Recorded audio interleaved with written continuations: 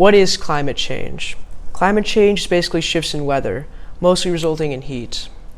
The change in the heat around the world is affecting so many things like volcanoes, Antarctica, forests, and so much more. How is it affecting the world? On www.epa.gov, in Grant, a college has spent $21 million on research and found out the impact on climate change on our health, but it impacts small communities and countries the most. Because of this change in heat, in small countries which are already very hot, now it has become harder to grow plants. It's harder to feed both livestock and families. Because of this change in heat, there is also not much water, and the water that there is mostly dirty bacteria-infected water. Another rising problem of climate change is water level. Because of the heat increase, it is melting glaciers and Antarctica in general. This is not just affecting the water level. This is also affecting the animals that live in Antarctica. Eventually, there will be nowhere for the animals that live in Antarctica to go. Now, when the Arctic melts, all the water from the ice goes straight into the ocean.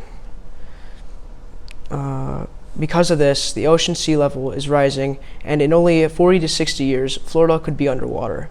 But there are already islands being buried underwater. In the documentary The Great Flood by National Geographic, some people visited an island that is already being affected by sea levels. They showed many houses destroyed that were buried underwater because of the rising sea level.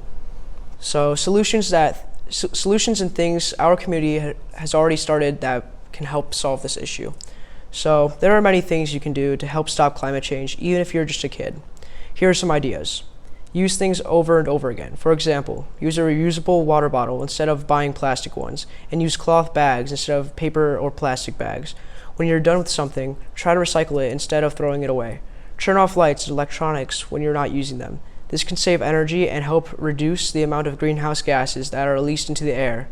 Also, when you're done charging your phone or tablet, unplug the charger from the wall so it does not keep using electricity. Try to walk, bike, or take the bus instead of always being driven around in a car. Cars and trucks release a lot of greenhouse gases, which can contribute to climate change. When you do need to go somewhere in a car, try to share a ride with other people. Eat more fruits, vegetables, and grains, and less meat and dairy. Raising animals for meat and dairy produce makes a lot of greenhouse gases.